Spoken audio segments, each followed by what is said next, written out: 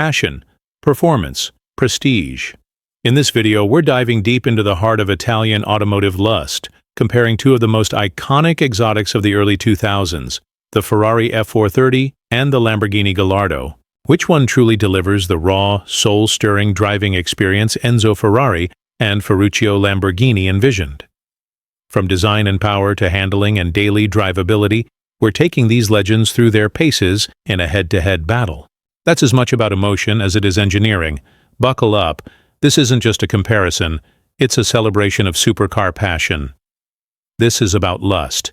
Enzo Ferrari and Ferruccio Lamborghini understood lust. Automotive and, allegedly, otherwise. They couldn't have cared less about cup holders, EPA ratings, DVD players, recyclability percentages, or customer clinic results. They just built the cars they wanted to build. Cars full of passion and power and seduction. Today, the companies they founded are multi-million-dollar businesses with bean counters, HR departments, and marketing mavens. They're still trading in lust, but is it the real thing or some cleverly synthesized substitute? Although Ferrari and Lamborghini have both come to define the Italian supercar, they haven't always met head-on in the marketplace. Not since the Jalpa of the 1980s has Sant'Agata had a car to compete with Maranello's entry-level model. That all changed when Lamborghini launched the Gallardo last year. With its fresh and edgy look, all-wheel drive and V10 engine with a 100-plus horsepower advantage, the Gallardo was aimed squarely at Ferrari's curvaceous and successful 360 Modena. Ferrari's new F430 should in no way be viewed as a response to the Gallardo. In fact, its specs and design were frozen well prior to the Lambo's appearance in the marketplace.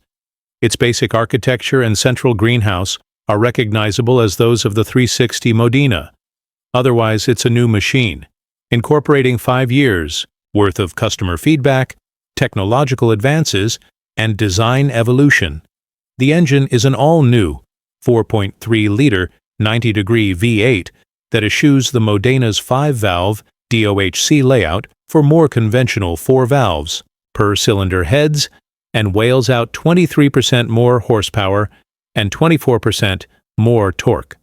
Ferrari would like to have you believe its success in Formula One is what drives the F430's makeup, and that's not all bunk. The F1 paddle shifter transmission is an obvious cue. The F430's optional composite brake rotors, as fitted to our tester, innovative E-diff electro-hydraulically managed rear differential and steering wheel-mounted one-touch vehicle setup controller, called the Manettino by Ferrari's F1 pilots, are examples of legitimate ideological technology transfer from racetrack to street. Revised over- and underbody aerodynamics result in higher downforce, lower drag, and reduced wind noise. New 19-inch wheels are standard, as are glinting Bisonon headlights and a host of detail upgrades. The Gallardo was born of a clean sheet of paper and a blank computer screen. In brief, it's the most well-mannered and highest-quality Lamborghini to date. It's found a willing, check-riding audience in our marketplace and carries over into its third year essentially unchanged. Lamborghini offers a conventional 6-speed, manual transmission on the Gallardo, and Ferrari will, in the near future, do the same for the F430.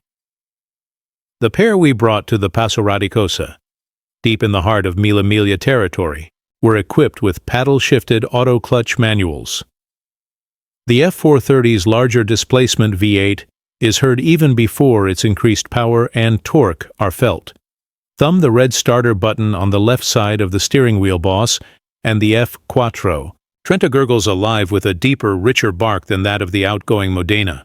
There's much less mechanical noise from the engine's reciprocating bits, and a bassy howl has replaced the 360's higher-pitched blare. We liked the old noise, but love the new one. Buzz through the gears one time, and you'll see how much bigger and wider the torque curve is. There's just more of it everywhere, although the top end remains as bright as ever, still revving to 8,500 RPM. Such is the magic of variable valve timing for the intake and exhaust tracts, plus a variable length intake plenum. There's no reason to doubt the company's 3.9 second to 60 claim. It's taken a while, and several generations of work to get the F1 gearbox to behave as well as the rest of the car, But Ferrari has finally done it with this iteration. Cruise gently, and it practically melts from gear to gear. Trigger the right side paddle at 8,000 RPM, and the upshifts are rifle bolt solid. Downshifts have always been good, and they remain so. This is also the quickest shifting F1 box to date, and most of the previous clicking and clacking from the robotic shift mechanism has been quelled too. The Gallardo's power plant is one of the sweetest V10's extant. It starts with a turbine-like whir, sounds like nothing else, revs well for its size and configuration, and as you'd expect, serves up ample horsepower and torque. It trumpets its presence in a way that's different, but no less intoxicating than the Ferraris. The Lambo's E-Gear auto-clutch manual is also well-mannered and quick to react. Its main foible is that, like the Ferrari, it occasionally can be caught in the wrong gear while in automatic mode or fooled into a jerky shift by awkward throttle movement. Cutting and thrusting through the undulating Tuscan passes, the real difference between these two becomes clear. Both are superlative handlers, but the Ferrari feels about 1,000 pounds lighter. It's the sports car of the pair, while the Lamborghini is, dare we say it, more GT-like. The F430 reacts quicker to steering commands, with a light yet direct connection to the front wheels. The new car handles more neutrally than the Modena did, at least up to the limits where mild understeer checks in. Even with the Manettino. In the mid-level sport mode, the robo-diff and traction control allow a smile-provoking dose of oversteer before they reel things in. Switch to race mode, and you get another helping along with more aggressive damping. Select to CST off, and lurid slides and smoking tires are as close as your right foot. The engine's beefier torque curve helps too. Body roll? Forget it. Dive or squat? None of that either. Many previous Lambos have been unpredictable, even devious handlers, but the Gallardo is Miss Manners by comparison. This thing is so pinned down, you almost wish it would show more cleavage. It too corners neutrally, thanks to its competent suspension tuning and full-time all-wheel drive. But you have to punish it beyond reason to provoke any oversteer. The steering also is communicative, but heavier than the Ferraris. The chassis is predictable but doesn't react as quickly as the F430's and feels like it rolls and squats more. As befitting its GT demeanor, the Lamborghini was quieter and rode better than the Modena, but that deficiency has been eliminated by the F430, which feels more tightly screwed together than its predecessor, yet is somehow more supple, in spite of the move to 19-inch rolling stock. The F430 doesn't turn in as sharply or as quickly as the Raceface 360 challenged Stridal, but the steering response and feel have been improved over the standard Modenas. They might crack 190 mph, but the Ferrari and the Lambo would serve well as everyday transport if you could stand the stresses of rush hour, snowstorms, or tossing the keys to a drooling valet. Braking tests will have to wait until we get this pair back on home turf, but on the road, both are strong, sure, and fade-free stoppers, with the F430 earning a slight advantage in modulation response. Conventional discs are standard on each car, with Ferrari offering composite or ceramic brake rotors as a near $15,000 YOW option. The view from the cockpit offers some insight to the Ferrari's more immediate feel. Its front glass sweeps widely around the driver and gives a big view, like that from a fighter jet. The Lamborghini's steeply raked windshield is farther away, and the A-pillars are more intrusive. Otherwise, both interiors are highly detailed and well finished.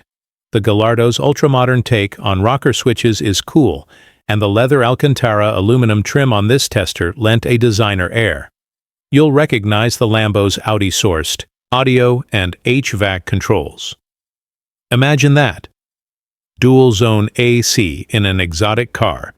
That actually works. Ferrari gives you a choice of a red or yellow background for the oversized tack, and you can select carbon fiber or aluminum trim for the rest of the cabin. The carbon fiber shelled sports seats in our tester were comfortable and held us firmly in place. Only the oversized F430 badge atop the center stack spoils the look. The same can be said of the Ferrari's functional but clunky-looking rear undertray. While it does a lot for the F430's aero, it could have been more neatly integrated. These are both damned desirable cars, no question. But their personas are different. The Lamborghini looks scintillatingly exotic, fresh, angular, edgy. Only the lack of scissor-type doors keeps it from resembling a modern 7/8 scale Countach. The Gallardo also demonstrates that Lamborghini no longer has to apologize for build quality that wouldn't have passed muster in a 1960s dune buggy, yet the Gallardo's character reflects a more conservative tack. As noted above, more high-speed, grand tourer than hard-edged sports car. It goes, stops and turns and makes the driver feel secure in doing so. But it feels heavier, less athletic, and ultimately lacks the Ferrari's radiance and eagerness to run. The F430 takes the goodness that was the Modena and builds on it. It's faster and handles better, yet offers a more polished ride and quieter interior than the car it replaces. And yet, if you want to play Schumacher, the Manettino lets you indulge, the ultimate driver's fantasy, allowing one-touch dial-and-play programming of the car's high-tech engine, transmission, and chassis management systems. You can feel the deep, visceral connection to the screaming red Grand Prix cars that now dominate Formula One, to the passion for racing and winning that still drives Ferrari today. Lust without passion is cold and calculating. In the Ferrari F430, it burns like a fever. Whether you're drawn to the razor-sharp refinement of the Ferrari F430 or the brutal beauty of the Lamborghini Gallardo, one thing is clear. Italian exotics are built to stir the soul. These machines may have been born in the boardroom, but they live on the open road, screaming, sliding, and stealing hearts. Drop your thoughts in the comments. Which of these two legends would you park in your dream garage? Don't forget to like, subscribe, and hit that bell so you never miss another head-to-head showdown right here on your channel name. Until next time, keep chasing the drive.